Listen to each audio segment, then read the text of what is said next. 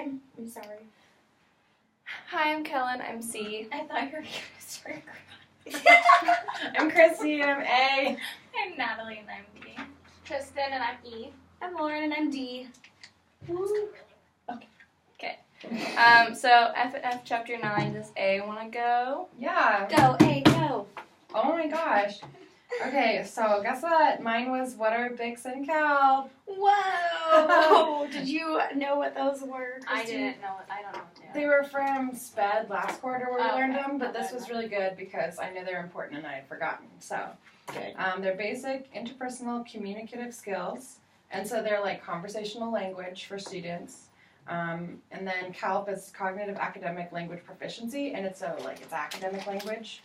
And the two terms were developed to show that there are two types of language proficiency. And English language learners, like they were being put in special education classes because Aren't we starting with Freeman and Freeman? yeah, Yeah. Okay. that's what my chapter was Okay. for my section. This is also the second reading. Yeah, I had that one too. I had 2 sections on Bix and CALP. And so, where was I? Oh yeah, so like these kids are getting put in SPED classes because they could converse in English and it seemed like they were doing okay, and then they'd go and they'd perform poorly on the test. And they're like, well, if you're good at English, you must be good at English for the test too, so you must just be a special ed student. And it was just that they could converse really well, but they didn't know how to use the academic language. It's unfortunate. Yeah, and then there's a cool graphy chart thing in the book. I like yeah. the cool graphic chart thing. Wasn't that in someone's Who? presentation? Yeah. Probably. Yeah. It's a big thing. So I had the threshold hypothesis, which basically that hypothesis says that there are 3 thresholds in language learners. And the first one is low-level threshold, and this has a negative academic proficiency in one language, so the language that they're learning. And that's what this chapter talked about a lot, is that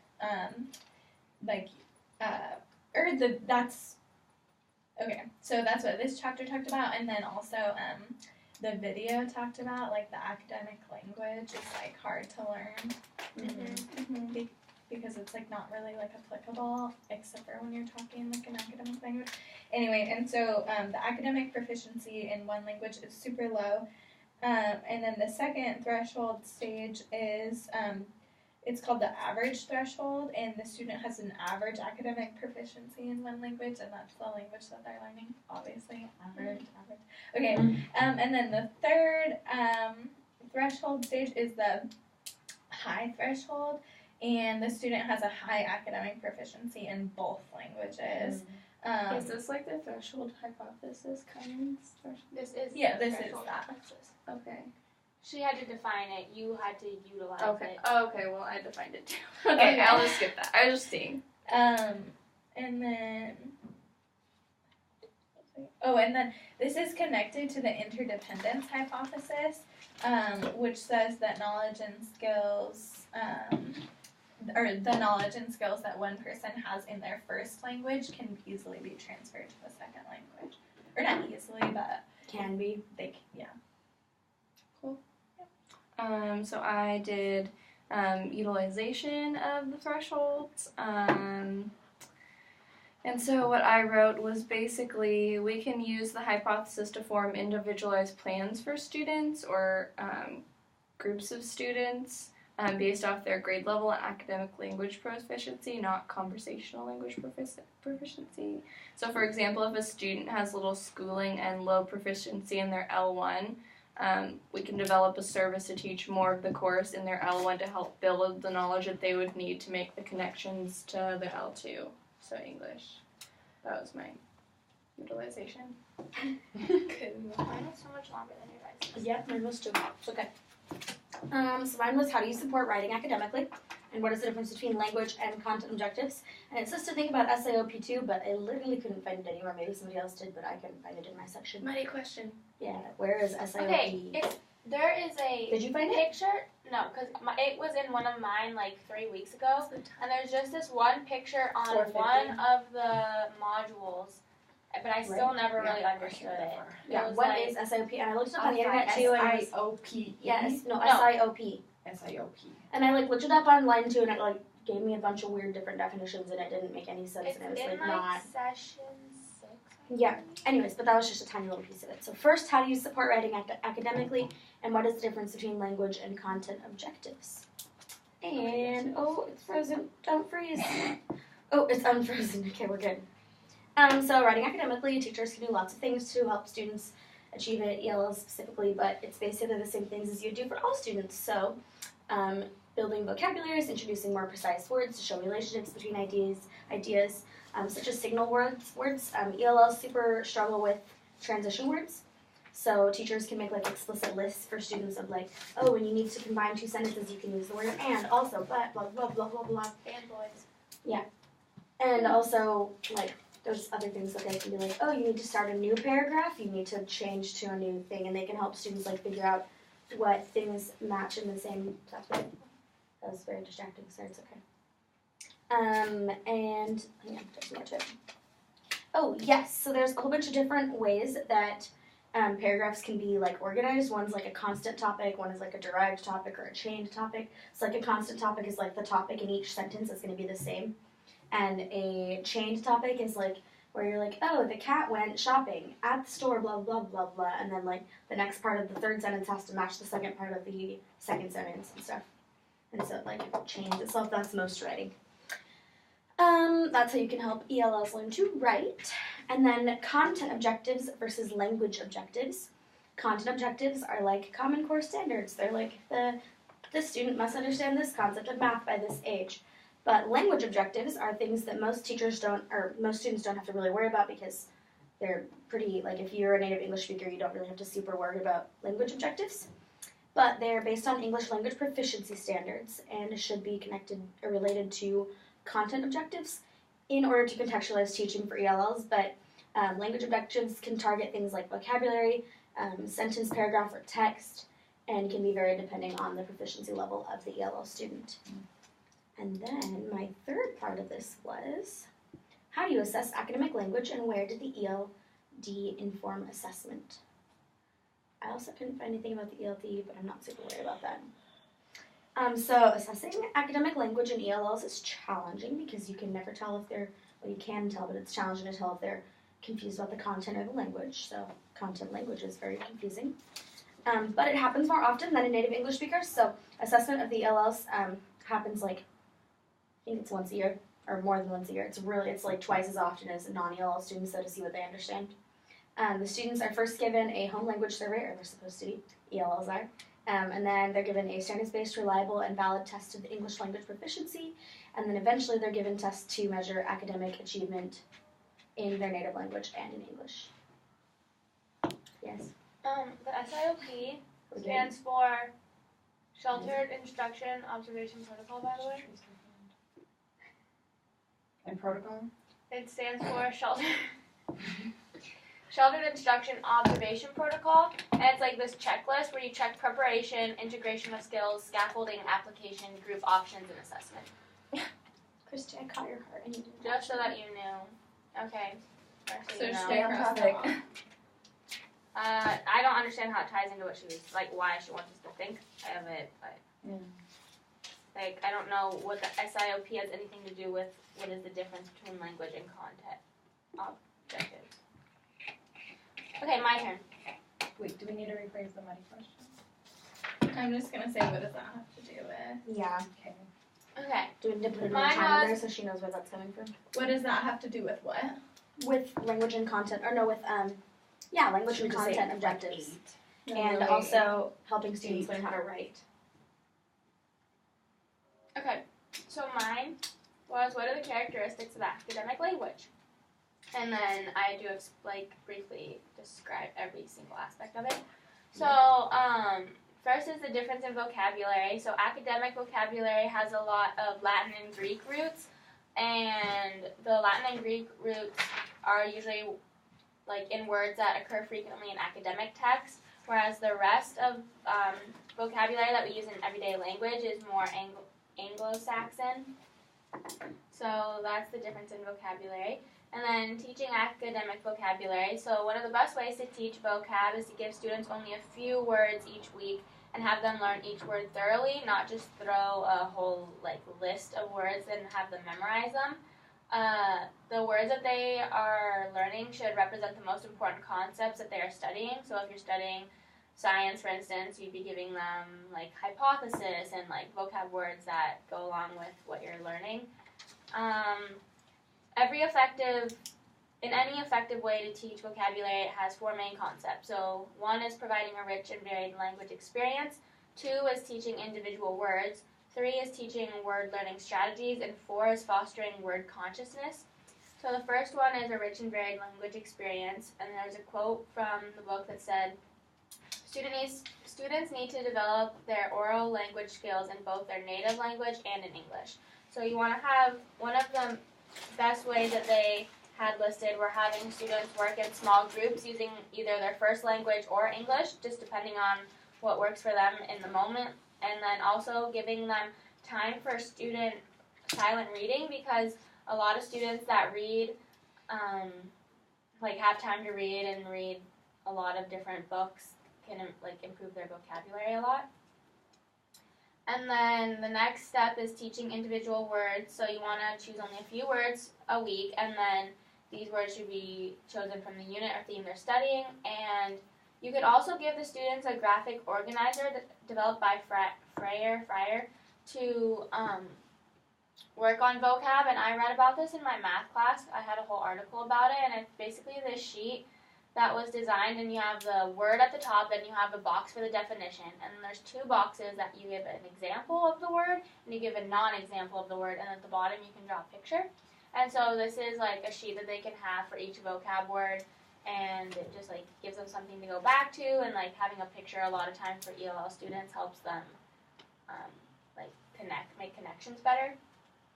And then have the students support each other and be supported in small groups, so they really suggest having the people talk together in groups.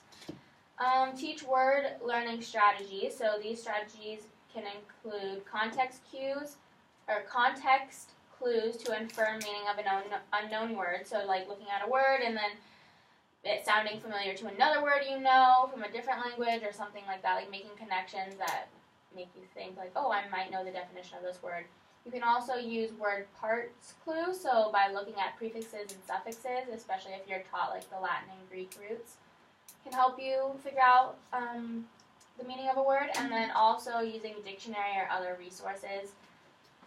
So then the next step is teaching students to draw on cognates. So for ELLs who are well developed in their first language, this is a good strategy for them because they can look at cognates that are words that are similar in their language to our language, which works best with Spanish most of the time. Teachers can assist students in finding these cognates by engaging them in activities that increase their awareness for similar words. One idea is to have the students create a cognate dictionary using words from their language. But one warning is that you have to be careful for false cognates. Mm-hmm. And then using reference tools, so you want to teach students how to use dictionaries, and then you want to have them use dictionaries that are for their level. For instance, a beginner ELL could have a picture dictionary. When using a dictionary, you want to make sure that students read the whole definition, that they remember that words have more than one meaning, and that they check all of these meanings, and decide which definition makes most sense for the context of which they're using it. The last, I was just going to say that makes sense because do you guys remember, as a kid, if you would look up a word and you'd only read the first definition? Yeah, exactly. Yeah. And you're this doesn't make any sense. Yeah.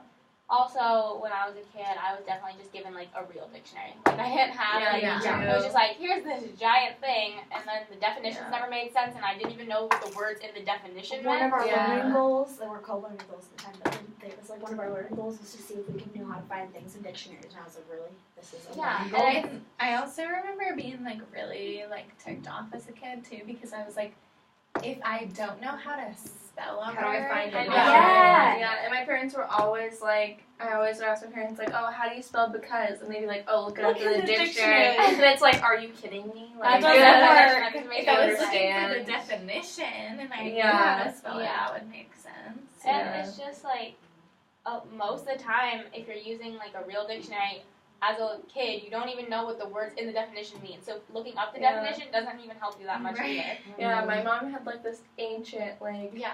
ancient Webster. dictionary. I did used to have a Webster. kids dictionary that was great. It was like falling apart, pages were missing, it was ridiculous. I had this one that had a lot of pictures and it was colorful and I loved that one, but it was still an actual dictionary, so it still confused me a lot of the time. Yeah. And then my last point is fostering word consciousness, and then this is important that students are engaged in class discussions and read and write to build their vocabulary.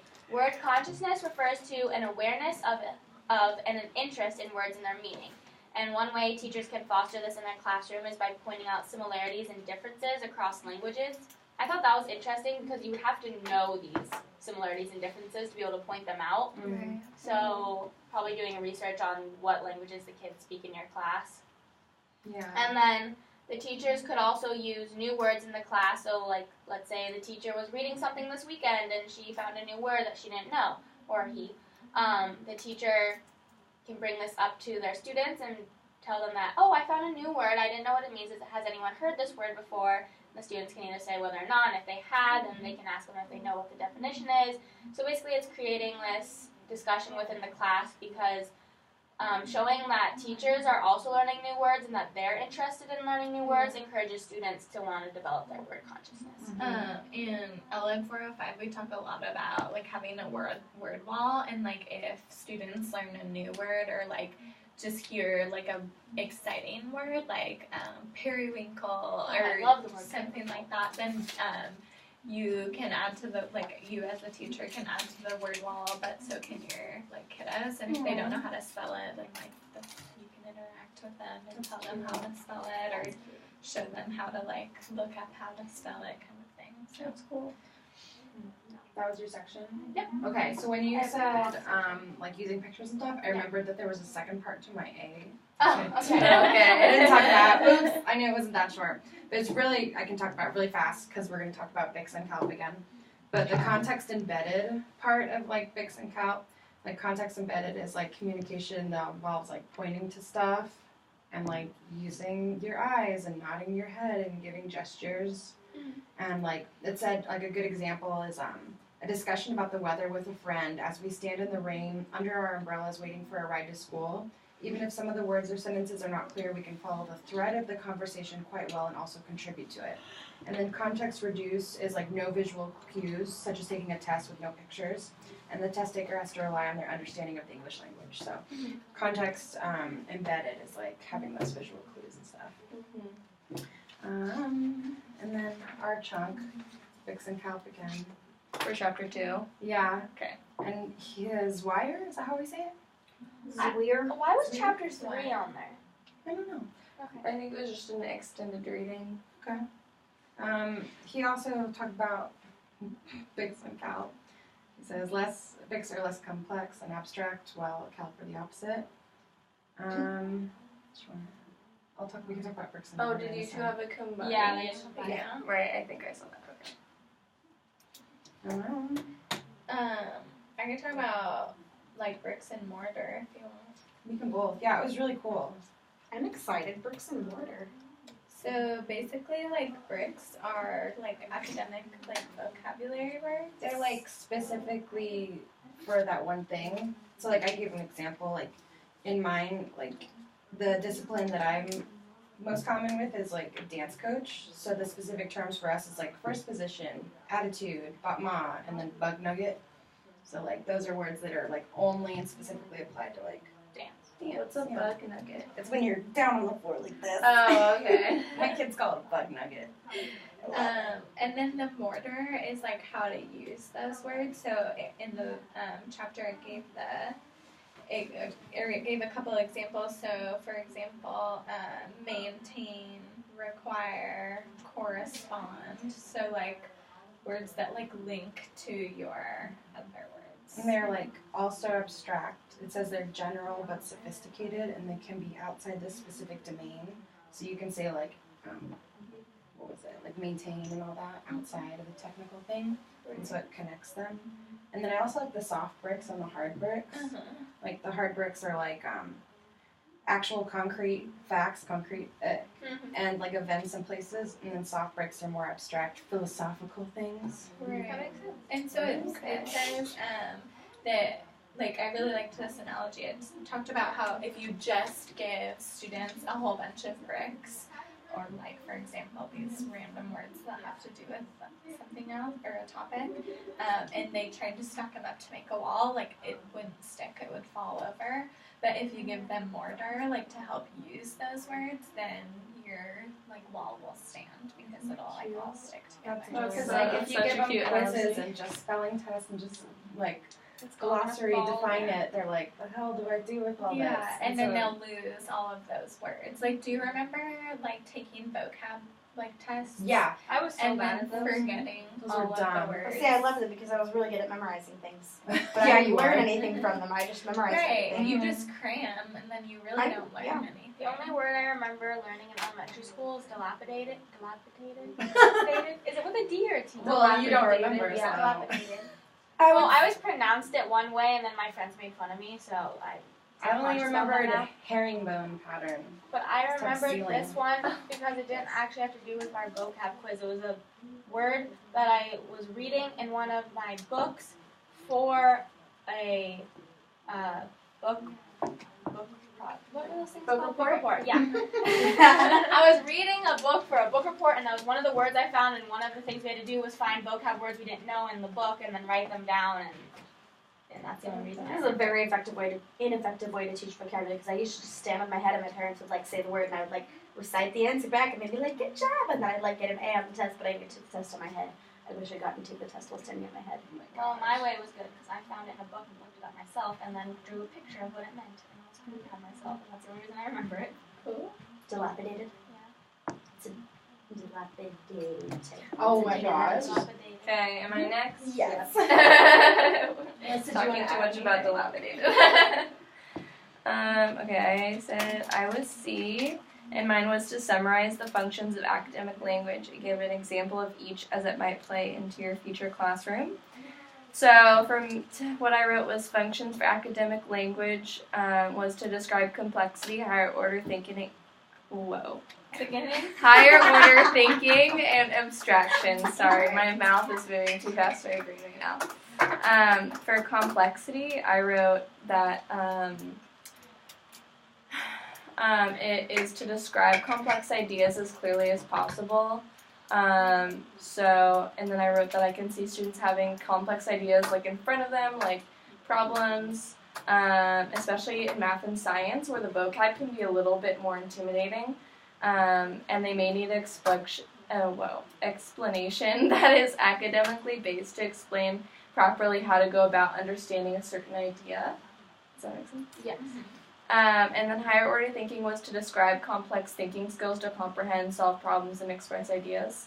So I saw students facing problems in the classroom that could need problem-solving skills, like think Bloom's taxonomy, that kind of problem-solving, and how to apply those to solving problems and like breaking it down for them step by step. And then abstraction was an idea or relationship that we cannot easily act out, point to, or illustrate with images, as can often be done in home settings. So the book gave an example of what they mean by that. And it was like the word view in a sentence such as, on the other hand, the two scientists had differing views on the topic of evolution. Because view doesn't mean like a place to see from or like something that you're seeing. It's like your Different way to idea. look at it. Yeah, your perspective on a certain topic, but ELLs especially, even some kids some kids who have English as a first language might not understand what they mean by that.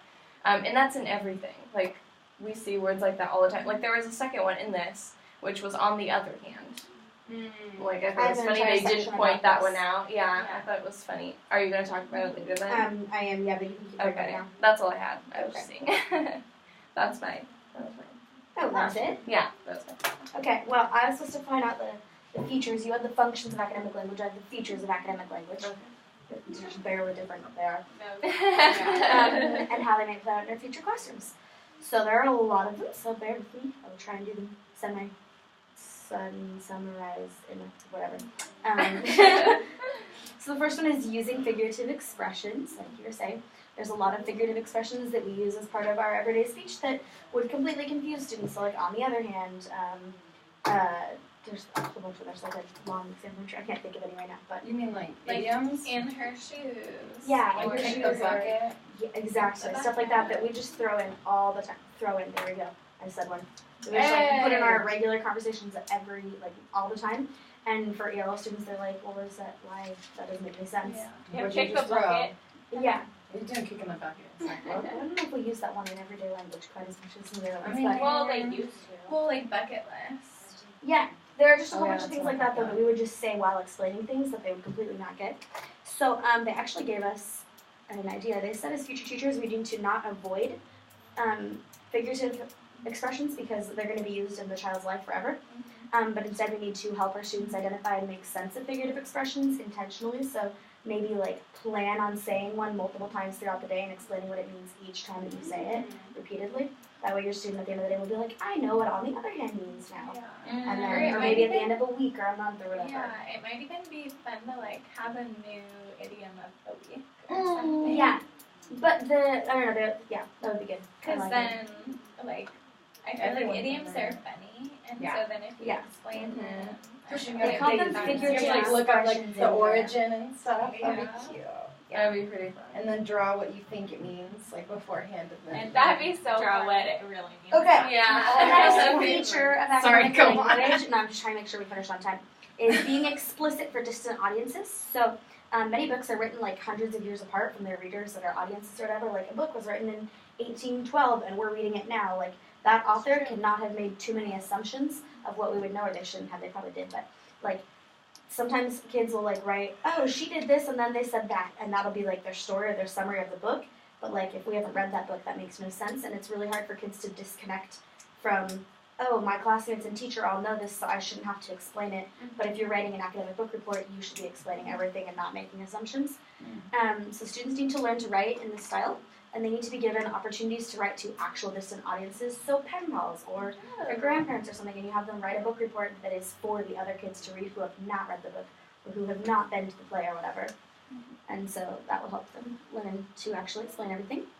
Remaining detached from the message, this is like, the messages should not be about the student's own feelings or beliefs or opinions. They should be about things that can be supported by actual factual evidence. Actual factual evidence. They need to be able to, they can't, like, sorry, I went the wrong one. They have to be backed by, like, logical reasoning and strong evidence instead of, like, experiences or understandings that might. Yeah, that's that one. And then supporting points of evidence is all about the fact that students need to learn that their points need to be supported with strong, valid evidence. We need to make sure that their evidence comes from more than just a few places, but that some of those places, like, they need to learn that website, like Wikipedia can't be your reference for everything, or like, I mean, it can be for some things, you can use it as like backup, but they need to learn what appropriate sources are and what types of evidence are and how to find different types of evidence, and you can get evidence from books or websites or teachers or parents or interviews or all sorts of things. Conveying nuances of meaning with modals. This was a slightly confusing section, I'm not going to lie. Also, I don't like modals, so that might have been part of my reasoning for it. Students need to be able to logically connect the different parts of if clauses using cause and effect thinking. So, modals are challenging. Are challenging for many English language learners because they create such subtle differences in the meaning of sentences, and they often have verb tenses that do not match the actual tense of the sentence. Like, if I were to go shopping tomorrow, then I would blah blah. But if I were, that's past tense, except it's not being used as past tense, and That's that a can, conditional. yeah, exactly. Oh, okay. But like, I barely learned this in Spanish, and this is my fifth year of Spanish, and like, I can't imagine a second grader being told that was trying to learn English. The second grader would be like, "Why? Stop! It's the wrong tense." Like, no wonder they're confused. Softening the message with qualifiers, or they're also called hedges. I found out. You know, the qualifiers are called hedges, and you can hedge things by adding qualifiers to them. I did not know that, but apparently that's a thing. They're often used to soften sentences that otherwise be very bold, all or nothing statements. So people are crazy. Like, people are Instead of that, you usually- would say generally people are crazy, or something. That was a really weird example. Sometimes people are crazy. Sometimes people are crazy, or in this city, but most people are crazy, or whatever. They're like, yeah. Okay, so the one thing is students often struggle with differentiating qualifiers that are used in spoken language versus written language, because in spoken language you can say the word like all the time, and you can say the word just, and like really, I just said like. Yeah. Yeah. But, yeah, and then they can't use those in actual writing because you can't just say just blah blah blah blah blah. I mean, you Or can, like that would be really Yeah, they actually Yeah. had a student that wrote an essay using like as a qualifier, because when they asked her why she used like, and again, there's an example in the book, she said because I wanted to make it not be so completely like 100% this way. She's like, I was trying to make it be less complete. I don't remember what the exact words were, but and it was like a fourth grader that had used it, and she knew better, but. And then the last one was using prosody for emphasis. So the prosody of the sentence is how the sentence is said, which words are emphasized, and why. In case you don't know what prosody is, because I did not, so I read this. Teachers need to help students learn which words to emphasize and to create appropriate sounding sentences that make sense. And communication suffers a lot when the speaker and listener's prosody styles are different, because if you're emphasizing certain words and somebody else wants you to emphasize other words, then there's confusion. And that is the features of academic language. Woo! Okay. I feel like I just taught a lecture. I have the features of academic grammar. Ooh. But there's like 4 different features, but I'm just gonna list what they are, and then if you want to like hear a lot more about them, you can just read my discussion. So basically what I talked about is how grammar is, so this was a quote from the very beginning of it, was that grammar is a set of rules that govern language in a community. So one of grammar's subfields is syntax, and this is the set of conventions for putting words and phrases together into sentences. Usually when grammar books are discussing grammar, when we hear like grammar when we're talking about it, we're talking about syntax. So there's a few features that separate everyday grammar from academic grammar. And these are long sentences, passive voice, nominalization, condensed complex messages, and clarity. So those are just like the 5 main points. And then, yeah, you can just read more about them in my discussion, because I don't want to go that much into all of them. Sorry if I bored you with my long explanation. No, it's just we don't have that much time. Yeah. Do we have any money questions? Yeah. And we have 2 more things to talk about. I have one muddy question. Okay. It's about the next part though, so I can bring it up. So presentation on academic language. Kelly, what do you 3:30 Ah! That's why I said that. or Okay. 3:35ish. They're supposed to show up out there, so I'll see them. Okay. People that I meet. But yeah, I have a muddy question about The video. the video. The That was video? the first one, right? No, No, the that's- presentation on academic language. Okay, actually, Yeah. sorry, it was about the video. So let's talk about the presentation. Yeah, but we can talk about the presentation. Didn't we already divide up? Yeah. Yeah. So, Oh no, how did your experience learning academic language? It's just a discussion for us to talk Yeah. about. Yeah. It wasn't split up. So everyone in your group discuss ways that you've been taught academic language in your own schooling. I'm pretty sure I was just given vocab lists. Like I don't really remember Yeah. all that much. I don't remember. It was just I learned it as a went. Yeah. One of the things that I said was I either like picked it up through like other people talking about it, or like being given like, Yeah. a vocab list. I can remember really really recently. textbooks. Sorry, go ahead. Textbooks No, for go sure. ahead. Yeah. It was just textbooks. Yeah, like the big vocab list out of science textbooks. You'd have to like sit there and like write down. Yes, Yeah. that's what I would do. I would go through and find all the bold words, and I'd be Yeah, like, I went to the I thought this glossary. is- And then you would have I mean, to, yes, yeah, but- and you have to write the definition, and like supposedly Yeah. that was supposed to teach you things. And it didn't teach and you. it didn't I mean, teach it you did teach anything. you a little bit because when you write it down, you You have remember to things better, but paraphrase. You're Yeah, technically that's supposed to write things down 7 times before you remember them, but I'm really glad that my teachers didn't know that because I mean, know. I just feel like I finally learned it once, like, you know, you take more than one science class, so every single year you learn the same vocab words pretty much in, say, science. Yeah. And that's, I can remember more recently learning academic vocabulary for like science and stuff in Spanish, like in the last couple of years, and it's all vocab and like this is the unit we're learning on, so we're gonna read articles about this, and we're gonna do this about this, and we're gonna focus on these 12 words or whatever. Okay. I also in this question, it talked about like how have you felt when you or something like that. yeah, when did you feel that you did not have an Yeah. adequate grasp of the academic Yeah. language, and did it hinder your understanding of the content? Right. I feel like this often, but Yeah, me too. and especially like as we like learn more about stuff, like I'm always like, I feel like I know what I want to say, but I don't have the language to say it, kind of thing. But usually, like I said in here, like usually those conversations go a lot more smoother or smoothly if like the person that I'm talking to is like willing to like help me towards like the language, or is on the same level and like wants to learn with me like that language. But anyway, what I said is that I think that can help a lot like with our ELL students. Like when they're like having a conversation with us, is like remembering back to those times that I for sure did not have the academic language that I wanted to in a situation, and just being like compassionate and like helping them along the way. I think I have a muddy question. Okay. Woo! So it says like, how did it like references our experience, and we all kind of brought up similar things. Is there like a certain, like, I don't know if this is actually it, but is there like a certain age where we start to recognize where we're like falling behind? Because like I don't remember I was like not feeling like up to par or like knowing what was going on academically until like 8th grade.